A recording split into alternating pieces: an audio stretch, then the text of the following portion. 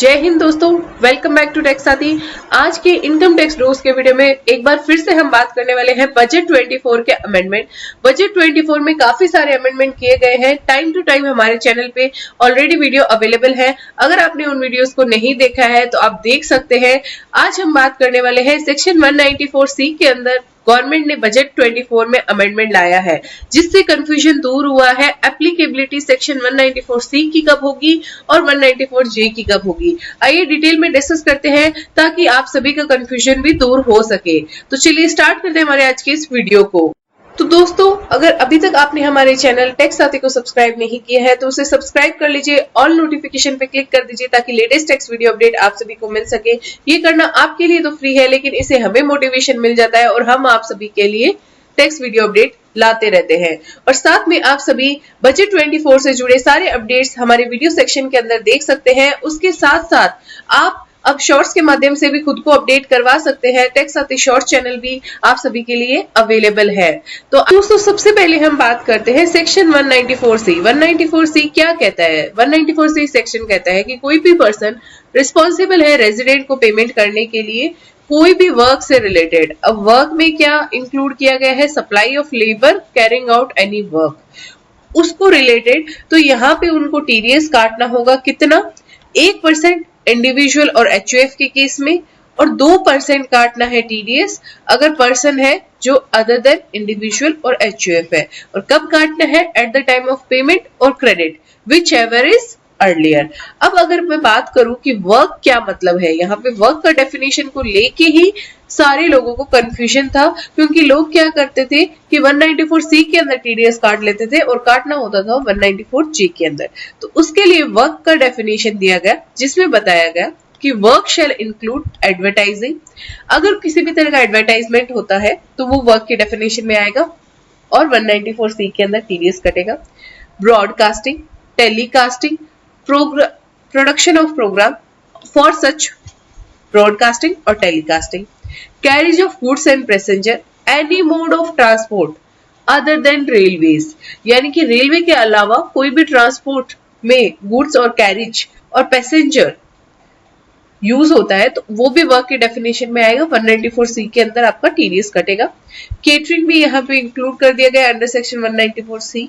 उसके बाद कोई भी मैन्युफैक्चरिंग और सप्लाई होता है प्रोडक्ट का और कस्टमर स्पेसिफिकेशन के बेसिस पे होता है, और मटेरियल जो परचेज किया है वो कस्टमर और उसके एसोसिएट से परचेज किया। तो दोस्तों, अगर कस्टमर से रिलेटेड है तो यहाँ पे वर्क की डेफिनेशन में आ जाएगा। अगर कस्टमर से रिलेटेड नहीं है तो उसको यहाँ पे वर्क की डेफिनेशन से एक्सक्लूड किया गया है।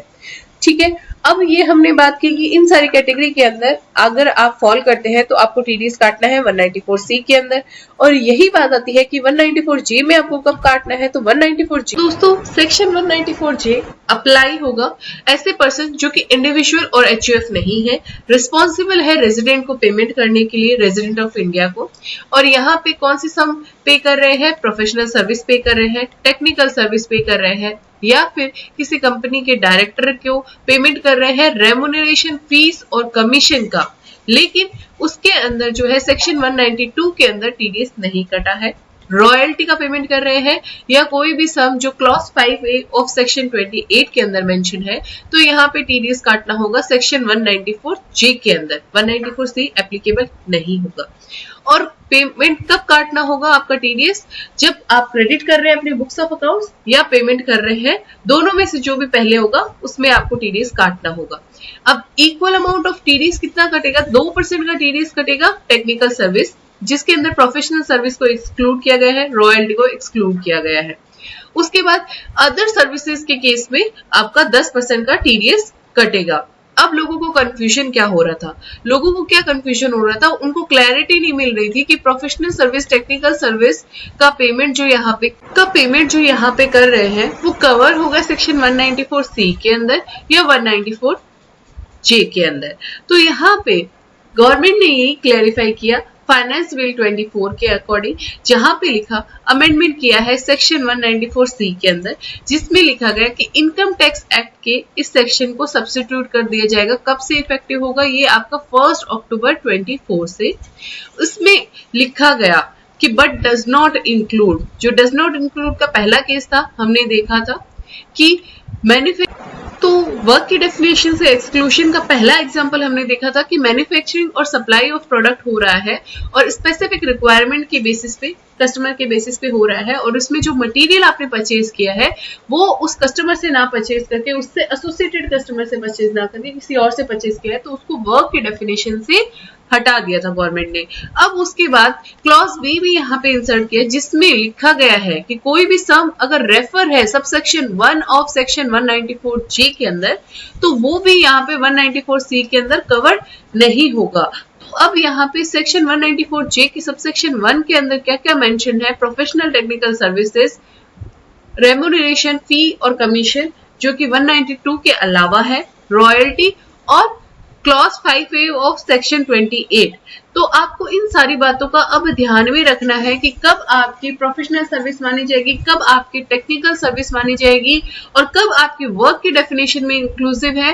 तो 194C के अंदर आपको टीडीएस काटना है। लोग ये सब क्यों कर रहे थे? उसका रीजन सिर्फ एक ही था। 194C के अंदर आपको टीडीएस काटना पड़ता है 1% अगर आप पेमेंट कर रहे हैं इंडिविजुअल और एचयूएफ को, और अदर देन इंडिविजुअल और एचयूएफ जो है 2% का टीडीएस काटना है। लेकिन वही अगर मैं 194J की बात करूं तो 2% का केस अप्लाई होता है सिर्फ और सिर्फ टेक्निकल सर्विसेज के केस में और रॉयल्टी के केस में, टेक्निकल सर्विसेज के केस में। और यहाँ पे अगर कोई आपने सर्विस दी है प्रोफेशनल सर्विस तो आपको 10% का टीडीएस यहाँ पे काटना होता था। तो अनड्यू हार्डशिप को फेस करते हुए लोगों ने क्या किया कि यहाँ पे 194C के अंदर टैक्स काटना शुरू कर दिया। इससे गवर्नमेंट को क्या हुआ? गवर्नमेंट को लॉस हुआ कि जो टैक्स का पेमेंट आना था 10% के रेट से, वो गवर्नमेंट को आता था 1 या 2% के रेट से। तो इसके लिए गवर्नमेंट ने ये अब क्लैरिफाई कर दिया है कि 194J के अंदर जो सर्विसेज कवर्ड है उस पे अगर आपको टीडीएस काटना है तो उसी पे आपको टीडीएस काटना पड़ेगा। आप यहाँ पे 194C के अंदर टीडीएस नहीं काट सकते। अगर काटेंगे तो आपको रॉन्ग डिडक्शन ऑफ टीडीएस के केस में आपको पेनल्टी फेस करनी पड़ेगी, इंटरेस्ट फेस करना पड़ेगा। इसके साथ साथ यहाँ पे और भी कंप्लायंसेस जो है इनकम टैक्स के अकॉर्डिंग आपको करनी पड़ सकती है। तो आशा है इस वीडियो से आपको क्लैरिटी मिल गई होगी सेक्शन 194C और 194G के अंदर क्या अमेंडमेंट किया गया है। फिर भी आपको क्वेरी रहती है तो आप हमें मेल कर सकते हैं, कमेंट कर सकते हैं। वीडियो के डिस्क्रिप्शन में मेल आईडी पे सारी की सारी पेड सर्विसेज आप सभी के लिए अवेलेबल है। आशा है इस वीडियो को आपने अभी तक शेयर कर दिया होगा अपने फेसबुक व्हाट्सएप ग्रुप्स के अंदर, और अगर अभी तक शेयर नहीं किया है तो उसे शेयर करने के साथ साथ इस वीडियो को लाइक भी कर दीजिए। हमारे चैनल टेक साथी को अगर अभी तक सब्सक्राइब तो दोस्तों अगर अभी तक आपने हमारे चैनल टेक साथी को सब्सक्राइब नहीं किया है तो उसे सब्सक्राइब कर लीजिए, बेल आइकन पे ऑल बटन पे क्लिक कर दीजिए ताकि लेटेस्ट टैक्स वीडियो अपडेट मिल सके। अभी तक हमारे चैनल पे बजट 24 से जुड़े और फाइनेंस बिल 24 से जुड़े सारे अपडेट्स हमारे चैनल पे अवेलेबल है। टैक्स अपडेट्स के साथ साथ हम हमारे चैनल पे जनरल अपडेट्स भी अवेलेबल कराते हैं, जिसमें हमने डिस्कस किया है प्रधानमंत्री सुरक्षा बीमा योजना, प्रधानमंत्री जीवन ज्योति बीमा योजना, और अब आपको टैक्स साथी शॉर्ट्स के माध्यम से भी शॉर्ट्स भी अवेलेबल है, जिसके अंदर आप शॉर्ट्स के माध्यम से भी खुद को अपडेट करवा सकते हैं। तो हमारे चैनल टैक्स साथी शॉर्ट्स को सब्सक्राइब कर लीजिए, बेल आइकन को क्लिक कर दीजिए ताकि लेटेस्ट टैक्स वीडियो अपडेट आप सभी को मिल सके। तो चलिए स्टार्ट करते हैं हमारे आज की इस वीडियो को।